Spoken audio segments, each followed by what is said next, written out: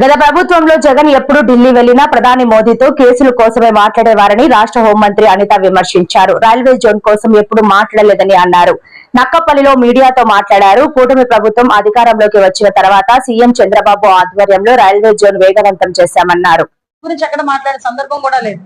19 నుంచి 24 వరకు కూడా సుమారుగా 21 మంది ఎంపీలు ఉండేవారు. ఎప్పుడు చూడు వెనకాతల జగన్మోహన్ రెడ్డిని అక్కడ ప్రధానమంత్రి దగ్గరికి ఎక్కడికో తీసుకెళ్లి కేసుల గురించి మాట్లాడుకున్నారు తప్పించి రైల్వే జోన్ గురించి ఎవరు కూడా మాట్లాడే సందర్భం లేదు. 5 సంవత్సరాలు గడిచిపోయినాయి. తర్వాత ఎన్డీఏ కూటమి గవర్నమెంట్ వచ్చింది. ఎన్డీఏ కూటమి గవర్నమెంట్ వచ్చిన తర్వాత మళ్ళా తిరిగి ఇన్ని ఏళ్ల పడి ప్రాజెక్టు కూడా మూలన పడిపోయిన తర్వాత కూడా గౌరవ ముఖ్యమంత్రి గారు, మన కేంద్ర మంత్రి రామ్మోహన్ నాయుడు గారు, అదేవిధంగా ఎంపీలు అందరూ కూడా చొరవ తీసుకొని, గౌరవ పవన్ కళ్యాణ్ గారు అందరూ కూడా చొరవ తీసుకొని మళ్ళా ప్రధానమంత్రి గారిని రైల్వే మంత్రి గారితో చర్చించి దీన్ని వేగవంతం చేయాలని, దానికి ఉన్న హడిల్స్ అన్ని ఏదైతే ఉన్నాయో వాటన్నిటిని కూడా క్లియర్ చేయాలని కంకణం కట్టుకున్నారు. దానికి సంబంధించి ఎప్పటి నుంచో ఒక భూసేకరణ, ఒక 50 ఎకరాల భూసేకరణ అనేది పెండింగ్ లో ఉంటే ఆ 50 ఎకరాలు కూడా లాస్ట్ 5 సంవత్సరాలు చేయలేక రైల్వే జోన్ ని పక్కన పడేశారంటే వాళ్ళు ఎంత పనిమంతులో మనందరం కూడా అర్థం చేసుకోవచ్చు. అటువంటి సందర్భంలో తిరిగి ఆ భూమి సేకరణకు సంబంధించిన విషయాలను కూడా వేగవంతం చేసి రైల్వేకి దాన్ని అప్పచెప్పి ఈ రైల్వే జోన్ కి సంబంధించిన సమస్యలన్నింటినీ పరిష్కారం చేసి ఆ రోజు గజెట్ విడుదల చేసే ప్రక్రియ కూడా మనం మొదలు పెట్టాం.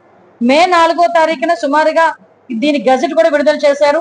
దీనికి సంబంధించి బడ్జెట్ లో కూడా ప్రత్యేకంగా నిధులు కూడా ఏర్పాటు చేశారు. అదే కాకుండా ఈ రోజు అంటే జూన్ 1వ తారీఖు ఈ రోజు నుంచి మన ఉత్తరాంధ్ర ప్రజల తాలూకా చిరకాల వాంఛ ఈ విశాఖ రైల్వే జోన్ అన్నది ఈ రోజు నుంచి ఆపరేషన్స్ లో కూడా వచ్చింది. నిజంగా మనందరం కూడా సంబరాలు చేసుకోవాల్సిన పరిస్థితి.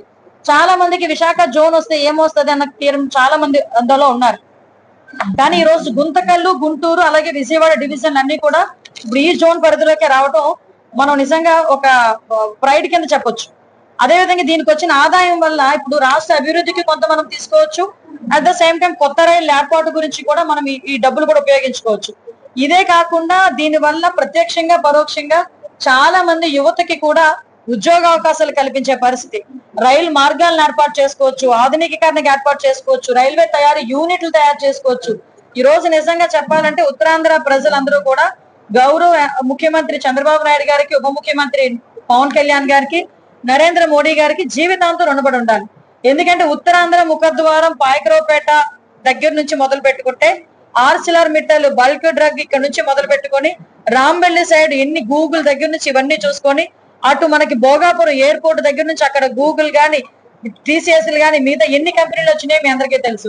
అప్ టు ఉత్తరాంధ్ర మొత్తాన్ని చూసుకుంటే ఒక పక్క నుంచి రైల్వే జోన్ ప్రకటించడం జరిగింది. ఈ రోజు నుంచి ఆపరేషన్ స్టార్ట్ అయినాయి. ఆర్సిలర్ మిట్టల్ స్టీల్ ఫ్యాక్టరీ 2029 నాటికి మొదటి దశ కూడా పూర్తి చేసుకునే పరిస్థితి ఈ రోజు కనిపిస్తా ఉంది. పనులు కూడా అంతే వేగవంతంగా జరుగుతున్నాయి. ఈ రోజుకి కూడా పరిశ్రమలు, పెట్టుబడులు ఎంత మేరకు వచ్చినాయో మీ అందరికీ తెలుసు. ప్రతిష్టాత్మకమైన గూగుల్, మనకేమైనా అవసరమైతే గూగుల్ సెర్చ్ చేస్తాం, కానీ గూగుల్ ఉత్తరాంధ్రాన్ని సెర్చ్ చేసుకొని వచ్చింది. ఈ రోజు నేను ఏర్పాటు చేసుకోవాలంటే గూగుల్ ఉత్తరాంధ్రాన్ని సెర్చ్ చేసుకుని నేను ఇక్కడ పెట్టుకుంటానని చెప్పి వచ్చిన సందర్భం మనందరం కూడా చూసాం. ఇంకొకటి కూడా చాలా హ్యాపీగా ప్రౌడ్ గా చెప్పుకునే సందర్భం ఏంటంటే, మీరు ఏ ఊరు వెళ్ళండి దేశంలోని కానీ ప్రపంచంలో కానీ గట్టిగా పిలిస్తే శ్రీకాకుళం లోకలు, అనకాపల్లి లోకలు, విజయనగరం లోకలు వస్తారు, వైజాగ్ లో ఒకరు వస్తారు. ఎందుకురా అంటే మాకు అక్కడ ఉద్యోగాలు లేక మేము ఇక్కడ వలసలు వచ్చామండి అంటారు. కానీ ఈ రోజు పరిస్థితి ఏంటో చెప్పనా, కరెక్ట్ గా రాసి పెట్టుకోండి. ఈ రోజు రాసి పెట్టుకోండి, కరెక్ట్ గా 3-4 సంవత్సరాల తర్వాత వేరే వేరే రాష్ట్రాల నుంచి ఉత్తరాంధ్రకి వలసలు ఎక్కువ అవుతాయి. ఉత్తరాంధ్రను ఉద్యోగం చేసుకుంటాడు, వాళ్ళ తల్లిదండ్రుల దగ్గర ఉంటాడు, తల్లిదండ్రుల బాగోగులు చూసుకుంటాడు, ఎక్కడికి పెట్టి బెడ సర్దుకుని వెళ్లాల్సిన అవసరం లేదు.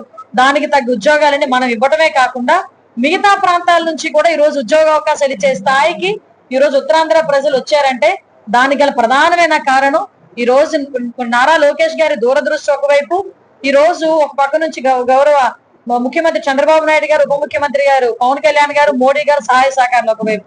ఈ రోజు డబుల్ ఇంజిన్ సర్కార్ అని ఎప్పుడు ఏదైతే అన్నామో దానికి తగ్గట్టుగానే డబుల్ ఇంజిన్ సర్కార్ with triple that powerful leaders ఈ రోజు యాక్చువల్ గా ఇంత మంచిగా